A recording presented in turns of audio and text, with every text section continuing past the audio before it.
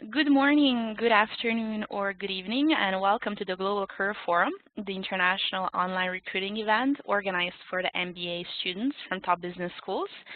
We welcome you to today's online session with Overton Venture Capital, and we have the pleasure to welcome for this live session our keynote speaker, Carrie Lee Miller, who is a partner and co-founder of Overton Venture Capital. As this is a live Q&A session, I do invite all participants to ask your questions in the Q&A panel on the top right side, and we will convey them to Carrie. Carrie, warm welcome. Thank you, Zana. Thank you, everyone, for joining. Can you hear me? Yes, we hear you. Okay, great. So I'm excited to be here today. Thank you for those in the U.S. I know this is President's Day, so thank you for taking the time on your day off to learn about Overton. Excellent. Thank you so much for your time to be with us here today.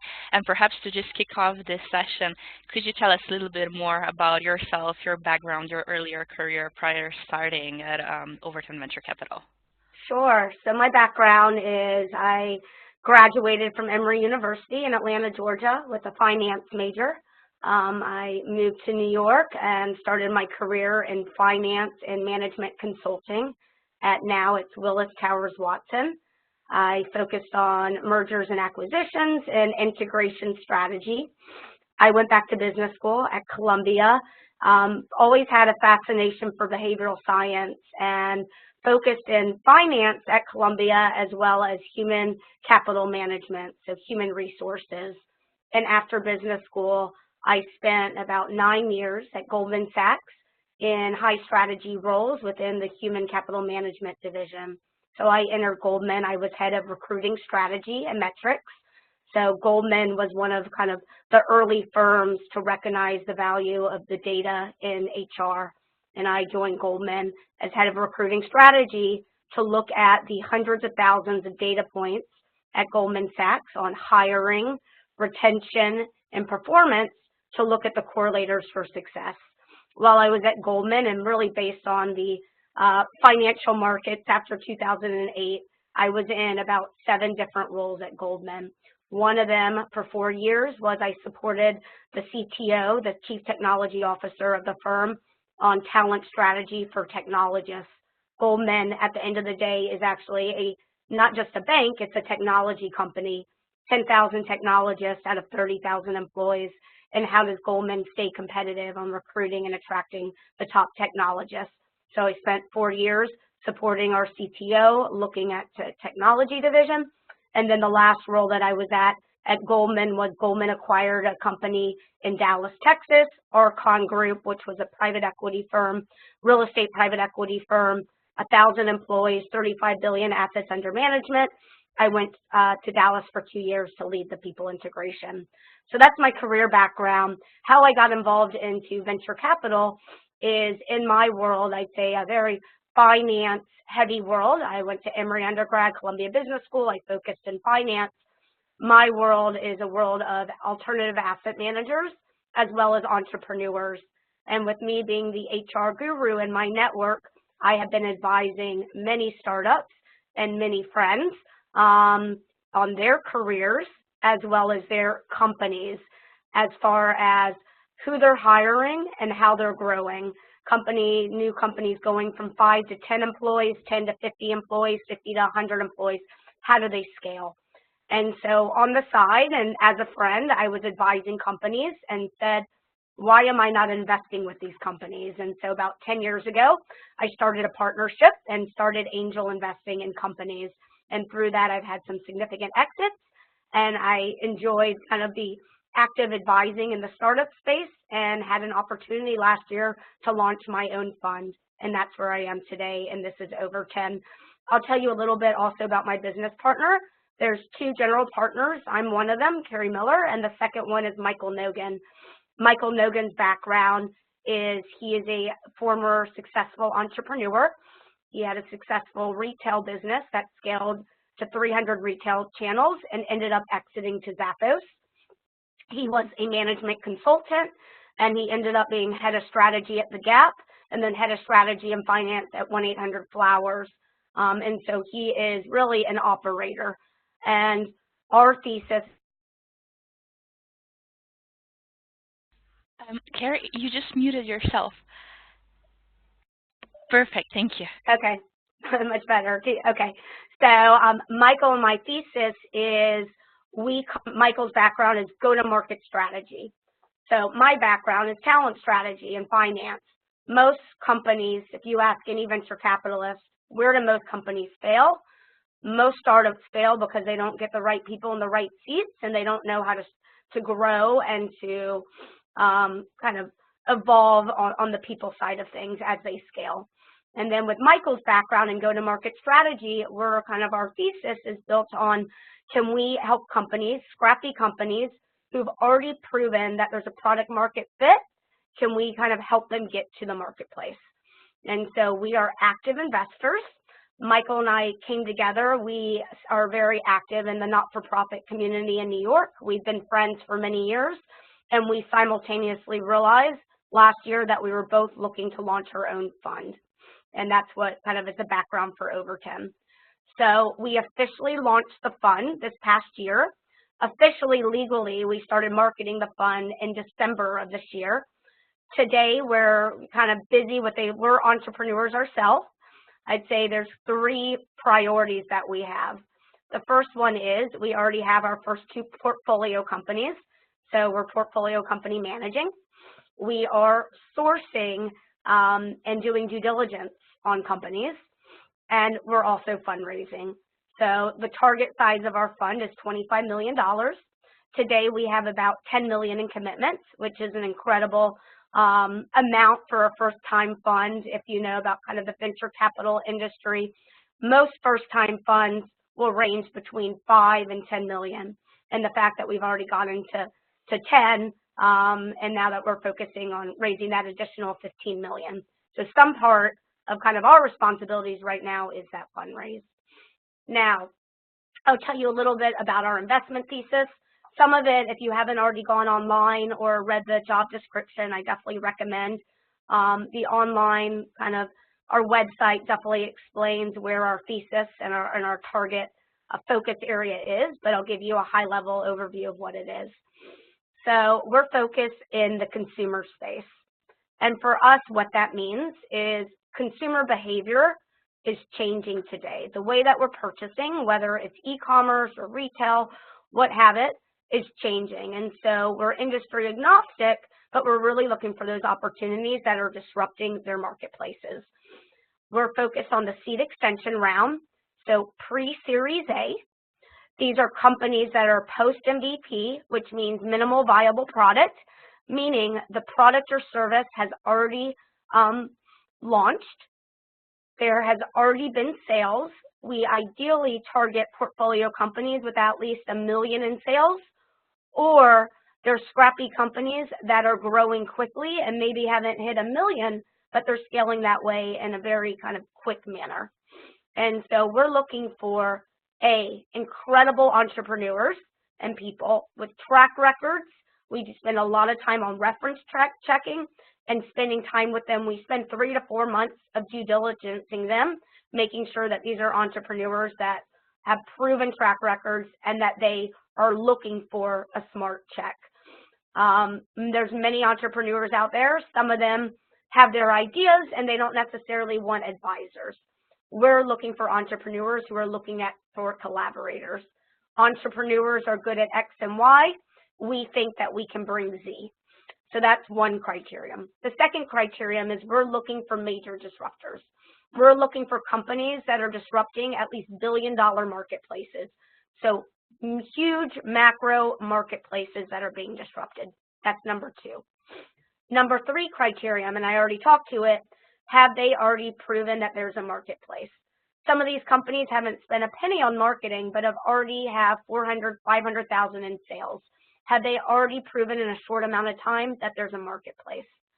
And then the 4th criterion for us looking at our portfolio companies is, can we as Overton add value? Can we add accretive value? Based on my background on being able to scale up companies and Michael's background on go-to-market strategy. So that's really kind of the investment thesis and how we think about our portfolio companies.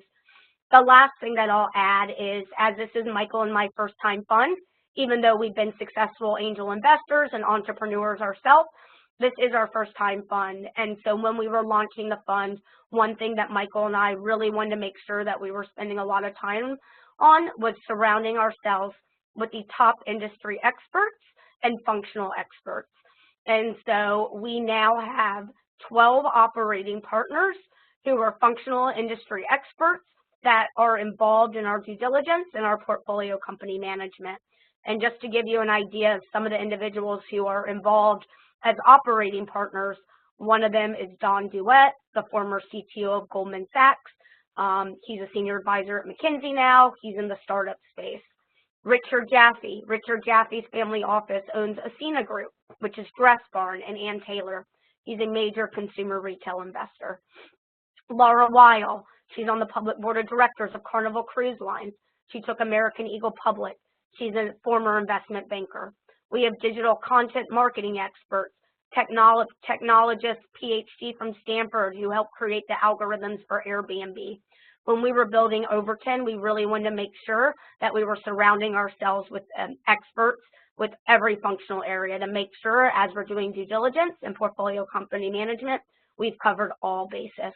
And so this opportunity, the internship, is we're a startup ourselves, and so we're looking for interns who can really roll up their sleeves and get involved in each of these aspects that I've talked through. A lot of where we're spending time today is there's a lot of great companies out there. Michael and I get access to incredible deals.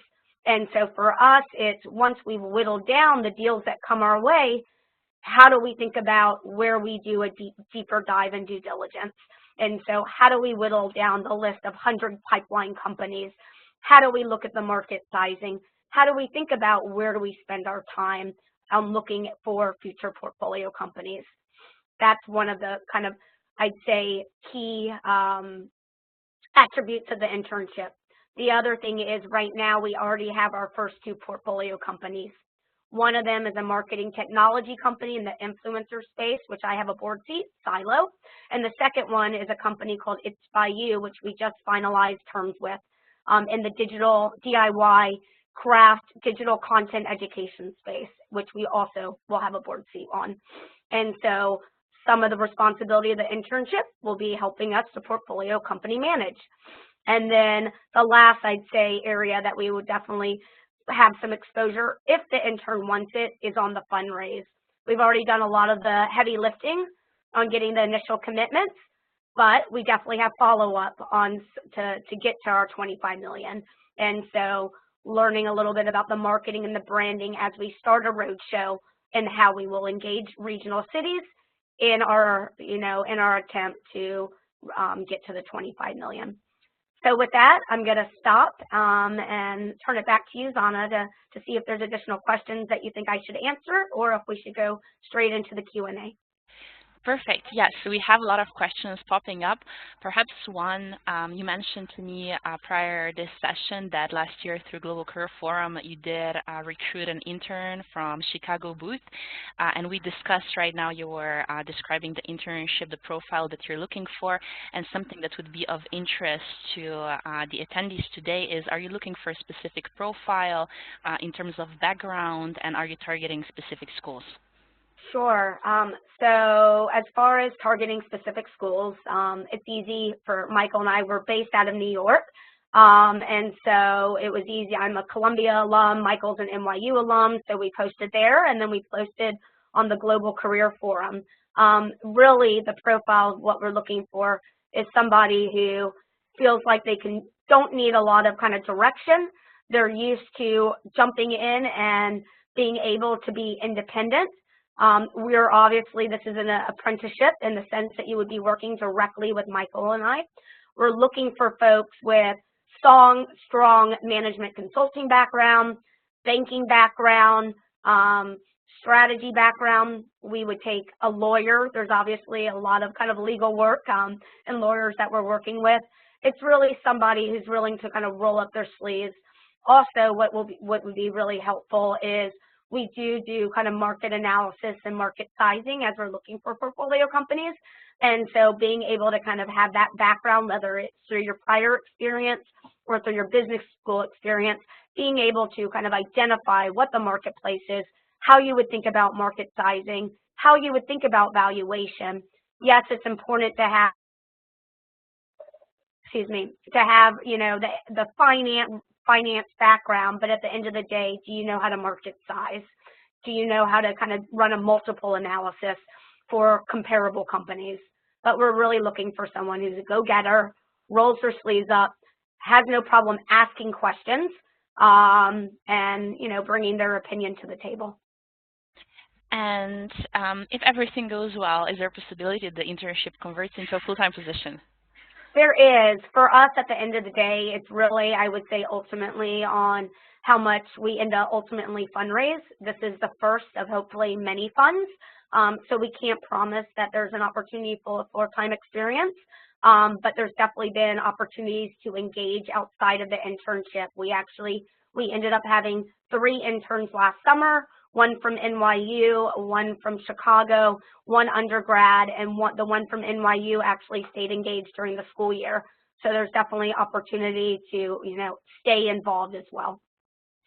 Perfect, thank you. Question from Eddie asking, what is the best and what is the worst part of your job?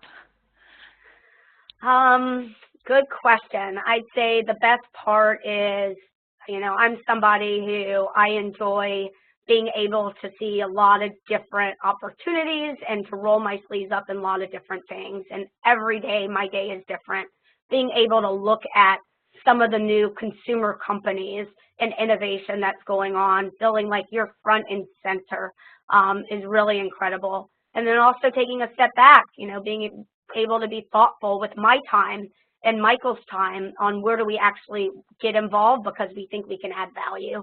So that's my favorite part is seeing the opportunities and then seeing where I personally can actually have an impact on those opportunities.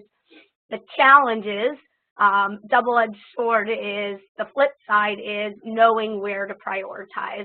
We only have 24 hours a day and self-care is very important. And so how do I spend my time as an entrepreneur and a venture capitalist? We get access to a lot of deals.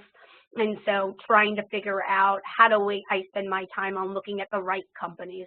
And look, I think that's something that happens over time. Michael and I have now been working together for about 8 months, and we're definitely now getting used to our rhythm. But I'd say, getting used to that kind of startup mentality on where to prioritize time. But, that's why at the end of the day, it's really important on who you partner with and who you bring onto your teams. To make sure that, it's a good working relationship. And I feel really great that Michael and I share the same value system and we complement each other really, really greatly with our kind of complementary skill set. Great, thank you. I have another question, a very interesting one from Camille, who's asking, what do you wish someone would have told you before you entered the industry? That's a good question. I think kind of it's a recognition that I think more for the fundraise and for, I'd say, the networking. It's in hindsight, it's the ones in your network that you think are going to be the ones that help first are not necessarily the ones that end up helping. It's the ones that you don't expect.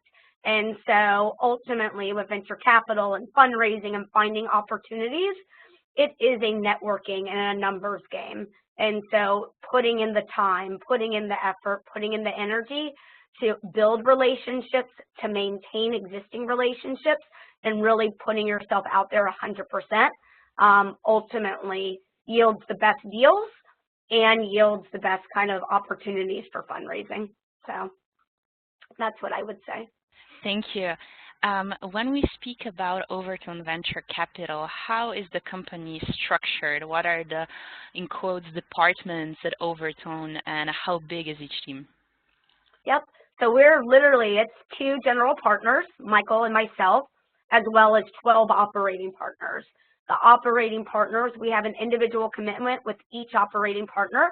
Some of them are investors of our funds and wanted to play a hands-on role. Others are advisors and are getting a small percentage of carry in the fund. At a minimum, they're each committing 6 hours a month So we have 72 hours of incredible industry executives and functional experts who are part of our team, but they're part-time. And then as far as support, we surrounded ourselves, kind of when Michael and I were building this fund, we wanted to do everything in the most kind of kosher way possible. And so we took our time launching the fund to make sure that the teams around us and the support was in place. So we have a venture back office. We engaged a back office support team that helps us with financials and tracking for limited partners. We have incredible lawyers at Reitler, which is one of the top law VC firms. And so it's really, I'd say, kind of the help that we've surrounded ourselves with. We also were really lucky to get great interns throughout the year and through the internship. And so we've been scrappy ourselves. That's kind of how we work with our portfolio companies. So we've been good about being scrappy and using our network around us. Thank you. In the beginning, when you were telling us more about your background, your career path, it was impressive to hear about all your background in scaling companies and managing the human capital. What is the recruitment process at Overton Venture Capital? Is it primarily an interview for competence and fit with Michael and you, or do you have a more structured process? Great question.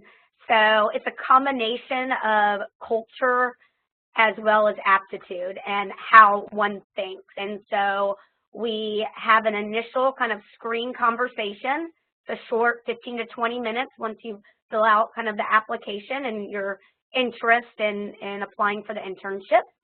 And we kind of want to make sure that each intern understands what the role and the responsibility is, and really based on, you know, are you somebody who can roll up your sleeves and you're okay with little direction? Like I said, even though we're there and we work directly with you, we're looking for folks who are willing to kind of get their hands dirty. And once kind of we confirm that the internship sounds like a good opportunity for you and what you're looking for, the next step would be to complete a case study. And what we do is, in the past, what we did last year, we haven't decided this year, but I would imagine it would be similar, is we give you kind of one of our potential portfolio companies and give you the limited amount of information we might have at the beginning of looking at that portfolio company. And it's an opportunity for you to share your insights in how you would think about evaluating and doing due diligence on that company. We ask that you don't spend more than 2 hours. We get it. We both were at business school. You have casework. You have a lot of your own assignments. We're not looking for you to spend an insane amount of time. It's just really an opportunity for us to see how you think about looking at due diligence of portfolio companies and how you would think about investing. And then once you complete and turn in that case study, we have a follow-up interview with you. And through that, that's really kind of our process. So it's an initial screen from a cultural perspective, then it's a case study, and then the final round is reviewing the case study together with Michael and me. Excellent, thank you. You mentioned also in the very beginning when you were talking about Michael's background, you were talking about the importance of growth. How do you see the company evolving in the next 5-10 years? Sure. And I guess you're talking about how do I see Overton evolving versus the portfolio companies? Yes. Sure. So look, this is our first time fund. If the fundraise goes as planned and we raise $25 million, we're looking to have 10 to 15 portfolio companies. We write a first check. I didn't talk about this, but we write a first check at the seed extension round of $250,000 to $2 million.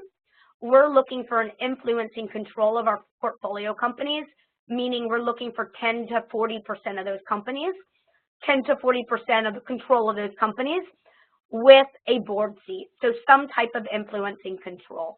And so the plan is over the next 2 years, we're going to be deploying capital to these 10 to 15 companies, and we're reserving half of our fundraise for follow-on rounds. So in year 3 and 4 and 5, I would imagine we are deploying capital to those 10 to 15 companies in their Series A.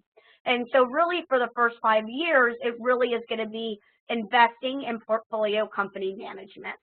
With that said, we also, if things go as planned, most likely funds are ready and fundraising for their second fund already within 2 to 3 years of their first fund. And so I would imagine at the tail end of that 5 years, we probably will be getting ready to already launch, or we'll have launched our second fund.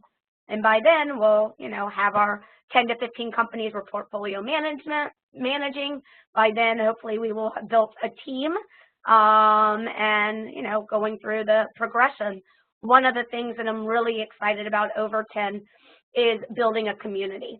For me and my background in talent and my board service, etc., a lot of what I'm proud about Overton is the impact side. We don't promote that we're focused on diversity. We do in our limited partner and our individual meetings. I will let you know that at least 50% of our pipeline portfolio companies are diversity-led. It's something that Michael and I are extremely cognizant of when we're investing. In what way, if, for one example, right now I have invested in a firm that is started by 2 white males. With that said, part of my role on the board is thinking through, as we're growing, how do we bring diversity to the table? Because I know the data points on the impact of having those teams. Also, when we're looking for portfolio companies, we're looking for diversity. And so I'm really excited on, the network that we're creating that's focused on impact. Also, the plan is to have events. We have an incredible group of limited partners. They range from other investors. They range from family offices who are looking for co-investment opportunities, and we are helping them source deals. We have movie celebrities. We have musicians. We have doctors. We have lawyers. We have first-time investors. They're all credited investors. But one of the things that I get a lot of joy, and Michael gets a lot of joy, is we're looking right now to build a network of entrepreneurs and investors to have access to these great operating partners. And so by year 5, I would like to see more kind of the network effect based on the events that we're providing and the way that we're able to match limited partners with great opportunities and expertise. Thank you. I have a question from audience, and it's related to the topic that actually comes up in many conversations lately, the machine learning. And the question is machine learning and human capital management an area that you're looking at? It sounds like it is right in your space of expertise. Yep. If so, it is, and great question. It definitely is. I'd say because of my network, a lot of those deals come my way, and based on my analytics and HR background, it's definitely a sweet spot. And so we're looking at it across the board. It could be for unconscious bias and diversity. It could be for learning and development and training. It could be across the spectrum. There's a lot going on in this space, and there's an incredible opportunity. So yes, one thing I spoke to is Michael and I kept the industry focus as broad, meaning consumer and the way that customers are buying and their behaviors are changing. However, within consumer, we've identified 6 areas that we see incredible opportunity. One of them is personalization and smart data like that in the HR space. The other ones that I'll talk to is sharing economy, so WeWork, Uber, etc., re-commerce and repurposing of resources like real. Healthy eating, well-being is a big focus of ours. Smarter dwelling. And so within the consumer landscape, Michael and I, based on our backgrounds, have identified areas where we think have the most opportunities right now. Great question. Excellent, thank you. I'm just being cautious of the time, and I wanted to actually ask you the very last question. Any advice, last-minute advice to the future applicants, those that want to apply for the position, for the internship at Overton Venture Capital? Look, at the end of the day, be authentic. I always say in your heart, you kind of know what the drivers are for wanting to pursue venture capital or alternative investments, and make sure, I'd say, through your interview that authentic nature of why is this a step in your career process? Why are you looking for this? What has been the foundation to get you to this point? And then from there, through your process, ask tough questions. You know, a lot of it, it's not just about the opportunity. It is about who you're working with and what you'll be doing in those opportunities. So definitely take the time during your interviews to ask the questions, the tough questions to those companies. I know that I appreciate it, and it's also fair for you in the process to make sure from the cultural and the day-to-day that you're going to be enjoying the internship opportunity. Excellent. Well, thank you so much for your time to be with us here today. It was a pleasure to hear you present. And I would like to also tell to the attendees that the recording of the session will be on the event website within a few hours. Thank you again. Thank you, and please anyone reach out at any time with additional questions. Thank you. Bye. Thanks. Bye.